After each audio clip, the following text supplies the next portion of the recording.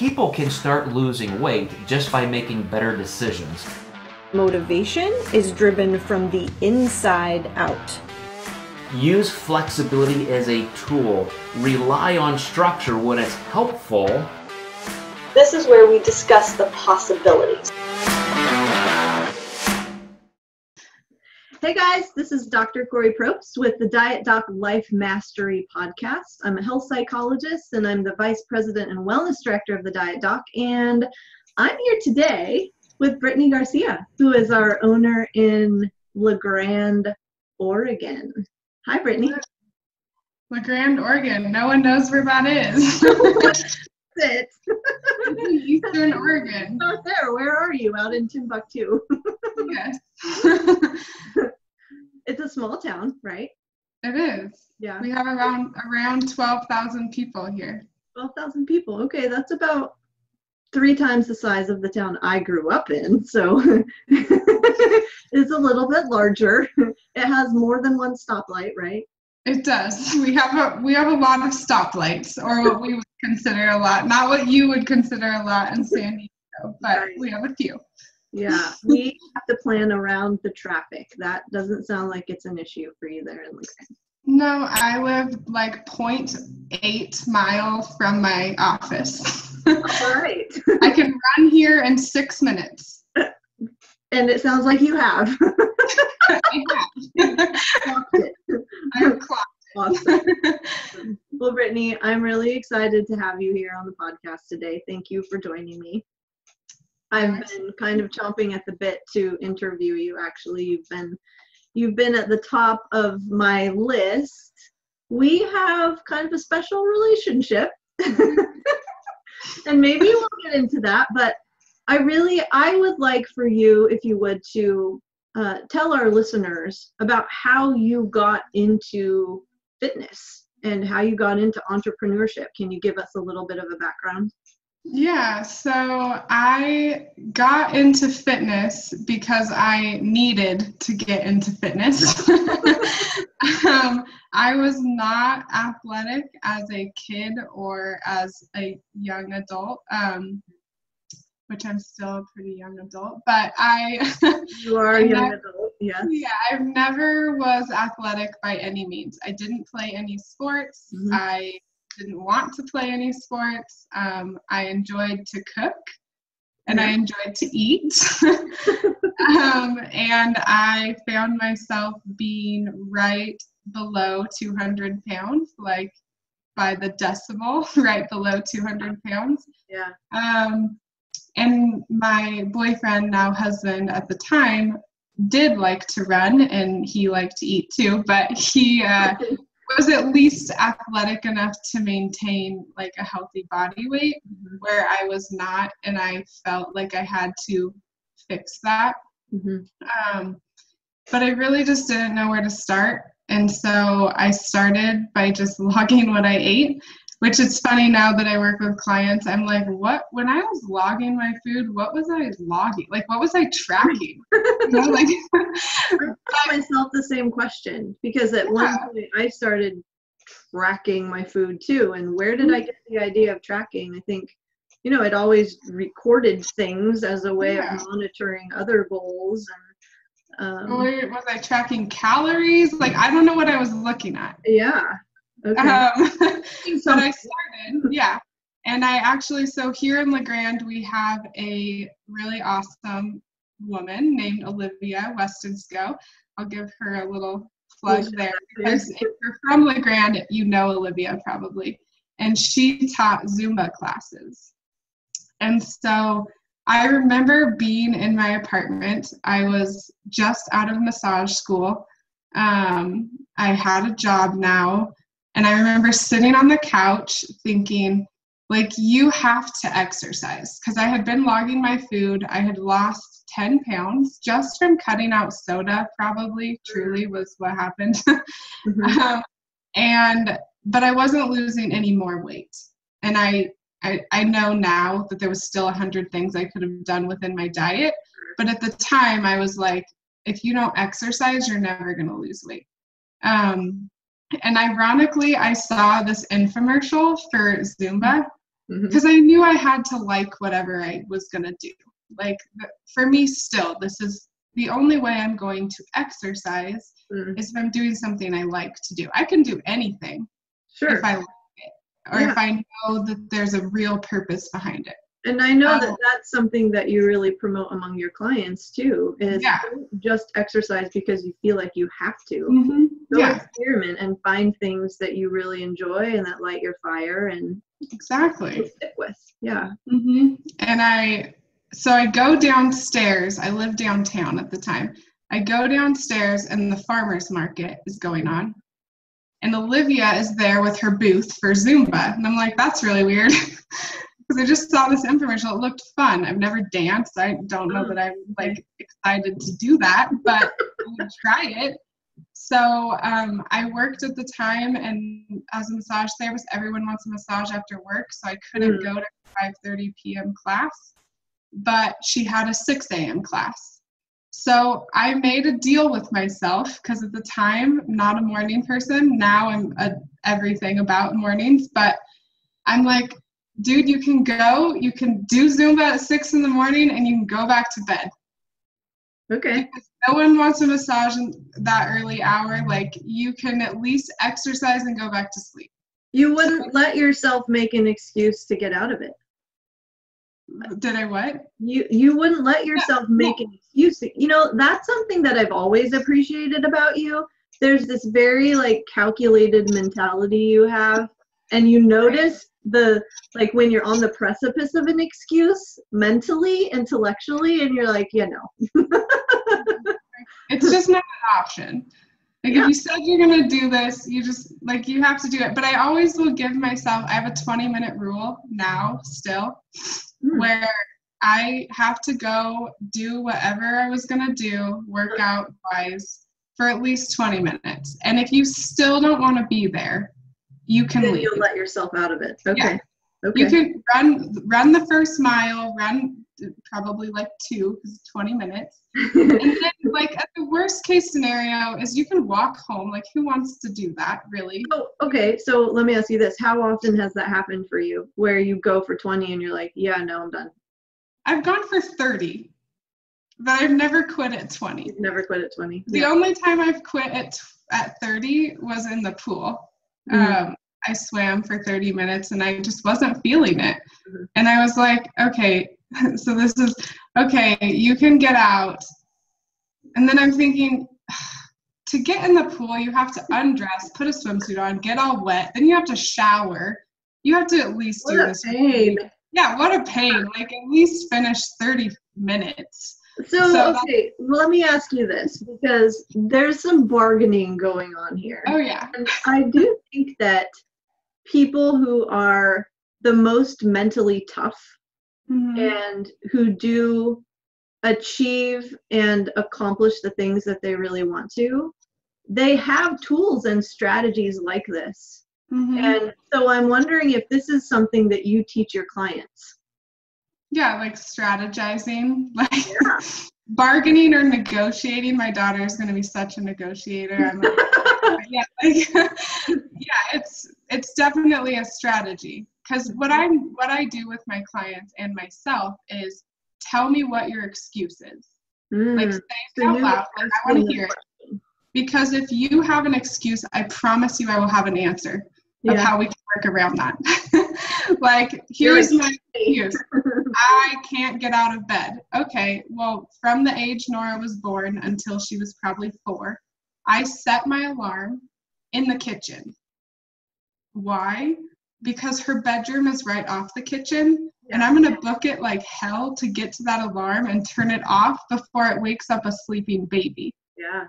So not only do I have to get out of bed to go turn my alarm clock off, it's an alarm clock that will likely wake up a child, and no one wants that, because then I can't work out at all. And by the time I get to my alarm, I have like adrenaline rush because I had to run to it, that now I'm awake and it's time to work out. So essentially what you're doing is you're making doing something that could potentially be difficult as easy as possible. It's like No, it's a no-brainer that I would jump out of bed and make sure that my child who is sleeping doesn't start screaming. Yes. And in the 3 years we did this, she only woke up once, at which point I handed her to my husband and said, okay, I have to go work out now. So not only are you a nutrition and weight loss fitness coach, you are a parenting expert. In that one area. Okay. How to work out with children, I might be able to help out with. You have mastered that well. Yes. Mm-hmm. But yeah, so that's where my, I guess my fitness journey started, was just in being overweight myself. And I did find something I liked for a short time. It worked. I lost 40 pounds actually, just from when I'm weird with dates. I remember dates strangely. Like October 2nd was my first Zumba class. These are peak moments. This makes sense to me. Peak moments in your life. Okay. And by February, I had lost 40 pounds. Wow. And then I had my daughter, and I couldn't make it to those classes anymore. So this was an excuse, right? I can no longer make it to these classes. So I started running because I could do that anytime. Is a question, can I interrupt you for a second? Yeah. Is a question that you ask yourself, like when you bump up against a barrier, like, well, then what can I do? Oh, yeah. That's something you hear yourself ask a lot? So it's funny you asked that, because you and I had this conversation, I think, yesterday, but I will see a challenge. So if there's something I want to do and I hear myself say, because we do it all the time, any human, I can't do that. Like, there's no way you can do that and fit it into your schedule. As soon as I hear myself do that, I am going to do it. Because I told myself I couldn't do it. Like, you can't do that. Now it's like the issue of a challenge to make that happen now. Yeah. And then the question becomes how. Yeah, exactly. Will I? How will I? How am I going to do it? Yeah, it's how I got into this business, the Diet Doc, started with this exact question. Like, I heard a podcast with Kori. Oh, yeah. And I'm like, okay. I said to myself, folding laundry, because that's when you listen to podcasts. Absolutely. And all other hours. But anyways, I'm like, well, whoever this person is, Kori, I'm either going to be her best friend, work with her, or be her client. One of these things. That's what went through your head. Yeah, how am I going to do this? And then I hear about the franchise, and I want to start my business. And I had two people in my life that it's going to maybe sound negative, but I think they know this about me, and that if they tell me I can't do something, I'll find out a way to do it. And so one is my grandfather. Yeah. And so both my mother and my grandpa owned businesses. Yeah. Okay. And so my grandpa, entrepreneurship in your blood. Yes. Yeah. It's in there somewhere, deep down. So I told my grandpa, hey, I want to start this business, and to start, I need this much money to purchase my franchise. He immediately said, you don't need a franchise. You can do this on your own. You don't, like, that's a lot of money. That's a waste of money. You don't need a franchise to do this. I'm like, okay, talk to you later. Brittney, So I love that you're going here, because I think so many people can relate. I know I can. In the biggest sort of decisions that I've had to make, when I've asked someone who I take their advice and their influence very seriously, when I'm like, should I do this? Like, will you help me do this? And they're like, no, you can do this on your own. You've done X, Y, Z. You know this stuff. It lights a fire within me, and it makes me want to do it even more. But like in my case, I'm thinking of the time when I wanted to hire a coach for the first time, Mm-hmm. I was already competing for like 3 years and had done really well. But my partner at the time was like, no, you've been doing it for 3 years. You've been doing really well. Like, why would you need a coach? And I'm like, for these 10 million reasons, this is why it's important to me. And then guess what I did? I hired Dr. Joe.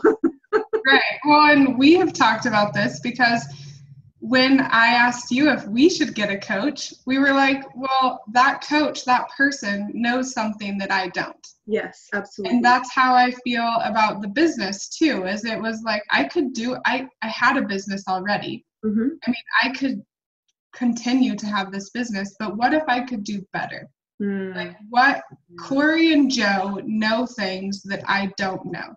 And so if it meant I could be more successful, why would I not take that?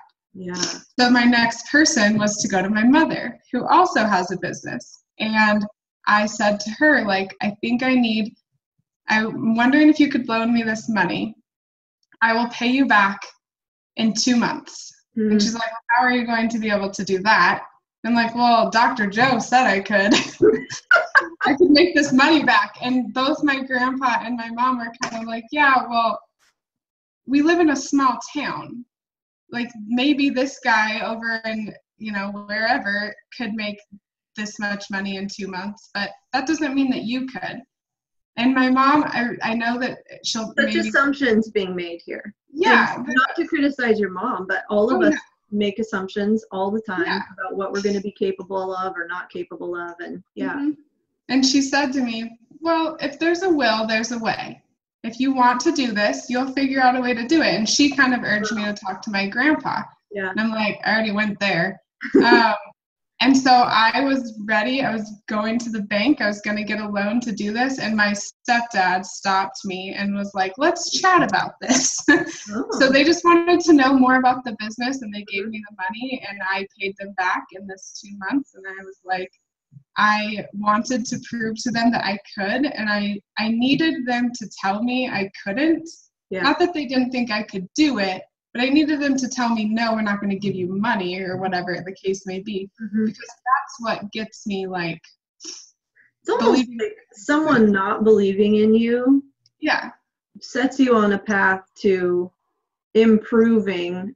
Because I don't want to use the word prove, but maybe there is a little bit of that. Like, sets you on a path to improve, to demonstrate to them that I am actually capable of this. Yeah.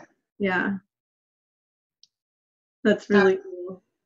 So I do that in every day, like I said. Like, yesterday I'm thinking, really, why are we going to school, owning a business, training for a half Ironman? Why? What makes you think we should do this too? And I'm like, okay, if you want to do it, we're going to find a way to do it. Let's figure this out. And I just have to sit down and kind of, because, like you've talked about, if you're thinking about it this much, if it's weighing on you, and I love the way that you have used the word stressed. If it's stressing you out, it's because it's important to you. And so that's when I'm like, well, clearly, like, this is important, so we're going to find a way to do it. Like, we can freak out about it for a while. That's okay. You're allowed to do that. But just know that the reason you're freaking out about it is because it's important to you, and we're going to figure out a way to do it. Yeah.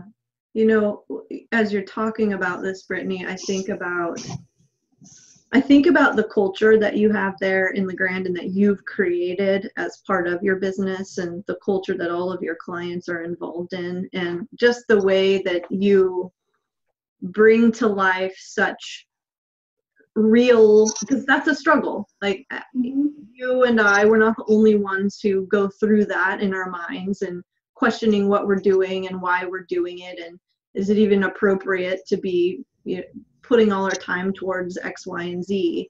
But with the community that you have there and that you've created, talk to me a little bit about how you bring that to them, and what additional sort of, I'm going to call them superpowers, because I think you're pretty freaking awesome. What additional superpowers you bring to the table to move your clients into this space where, because I feel like it's this personal level of acceptance that you're prompting within them to be able to move towards hard stuff. Mm-hmm. Well, so I think that a big thing is just, and I think that Bailey actually in her podcast mentioned this too, like just believing in the client. So letting them know, you know, I like to tell my clients, like, we are going to do this together. Like, we're partners. I'm going to help teach you the things you don't know to lose weight for your body, because it's very personalized for you. And we're going to be a team, and we're going to do it together. Like, and being able to relate to them, because I was overweight. I do have a child, and I do have a husband, and I do have all these things going on. Like, so Angie, my other coach here, we're both busy people, and we like being busy. Busy is not a bad thing. Like, let's get that out of the way. Well, your busyness it's about being very productive, and it's precise and purposeful busyness. Yeah. So we can relate to these people that are coming in here. Most of our clients are moms, or they are older and their kids have grown, and they're like, okay, now that I have all this time, I can be like, now I can focus on myself. Never done that before. So having someone that they can come into our office every week and make goals, and us be able to say, like, here are some things that might help accomplish that goal, like really setting ideas that we've used, that we've seen our other clients use, and just telling them, like, yes, you can do this. And like for women especially that overschedule themselves and take care of all these other people, like coming in here is 15 minutes where they get to talk about themselves. You know, like, this is my time. This is where we talk only about me. Like, I don't want to hear about your kids. I don't want to hear about work. Like, what are we going to do for you to reach your goal? So I don't know if that was a totally answer to that question, but no, it was really good. So there's like, I know that I cry a lot, but right now it's actually because and there's like massive pollen floating around. This bump from afar, we're both very emotional. It's all good. And the allergies really for real. But yeah, like, we have an awesome community of people here in LaGrande, and it's a small town, but that's why it's so great, is because there's all these people that know each other. They're high-fiving on the way out the door, like, here's Andy's client, here's my client. They know each other from Safeway or church or work, the gym, wherever it is.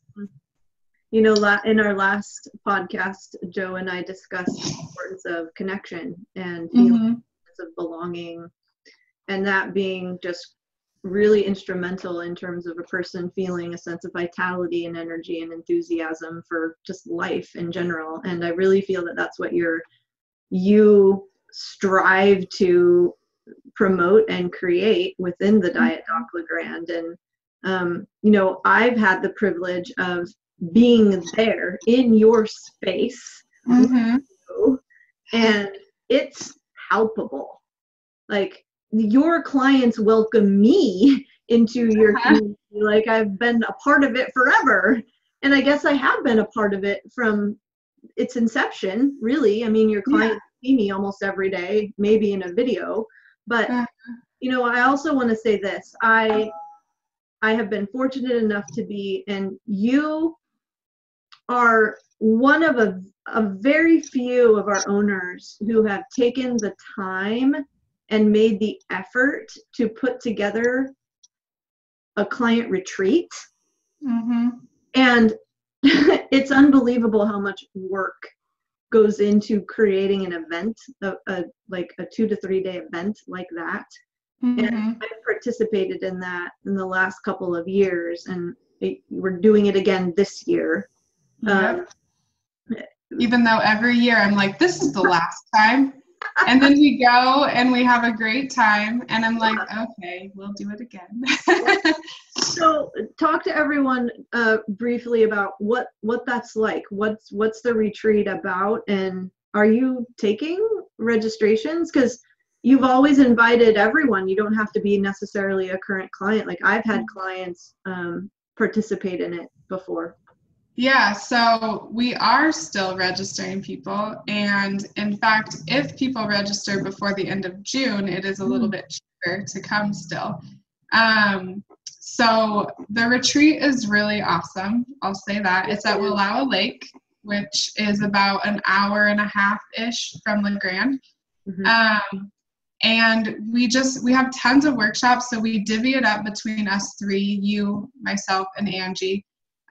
We have different workshops kind of highlighting each of our specialties. So like there's going to be some cooking coming from me, some lessons on cooking, some like have used MyFitnessPal, for example, for years to track. And so I just know the ins and outs of food tracking through there. And I will think it's like obvious stuff. And my clients are like, can you teach us? You are a MyFitnessPal master, I will say. Yes. And I am constantly amazed too, because I'll lurk in your client group on Facebook about the things that you post regarding cooking, like simple tips that so many people would not even necessarily think about, and substitutions. Like it looks to me, Brittney, like you've gone to culinary school. Well, so it's impressive. Although I was a 4-H cooking. 4-H. And state fair once was my, like, once I did that, I'm like, okay, well, I got champion at state fair. I guess I'm done now. Horrible attitude. But yes, cooking is my thing. And we're going to have some cooking classes at the retreat, just like super practical. We're not going to be teaching you how to cook a four-course meal. French meal. Yes. But we're going to teach you, like, how do you make a healthy meal for your family on a Wednesday when you got home at 7 p.m. from soccer practice. And this is what I've loved about the retreats is they are super practical. You are going to gather information, take it in, get new knowledge, and actually learn how to apply it there, so then you can go back home and be able to put it into place. And Kori's going to have awesome workshops as well about self-sabotage or mindful eating, or, you know, whatever Kori brings. It's always a surprise. Angie's going to have some workshops too. Angie loves to get the group together for anybody who wants to run. You don't have to run, but if you are a runner and you want to be a runner, she will be there at 5 a.m. to take you on a run. Or whatever time you choose. But yes, so we're going to have the retreat. You can do the VIP option, which means that you come one day early, and we're going to go on a hike, which is awesome. And the Eagle Cap Mountains are beautiful. Yeah. And then if you don't want to participate in the hike and you don't think that you're up for that challenge yet, then we have the 2-night stay. So everybody is put up, all your accommodations are paid for as part of your registration, and all the food is provided. You just have to come. You pay the registration, and I pay for everything else, your food, everything. And that's one of the things I love about the first retreat that I did not expect, was my clients told me that they learned more by watching each other eat. And because I supply a kitchen, like, here's a kitchen, help yourself. And they're like, I would have never thought to eat that for breakfast, or I would have never thought to put that with that. And so it was one of those silly small things that I was like, Well, it's awesome because they're never, well, I won't say never, they are rarely in situations where they get to collaborate with other people and see the food that the other people are eating, and kind of get a sense for what their thought process is as they're putting together meals. I mean, that's one thing that my clients love more than anything too, is they're like, what do you eat for breakfast? What do you eat for snacks? And I'm not super complicated.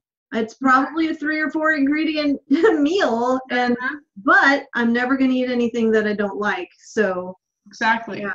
So Brittney, if I can say just a few things in terms of where I feel like you really shine, can I do that? I guess. Yes. So there is this beautiful level of authenticity that has been present ever since I've known you. Like, you are incredibly real. I feel like you're very direct, but in a soft, compassionate way. And when I watch you with clients, that's what stands out to me. You are very good at meeting your clients where they are, as opposed to where you think they should be.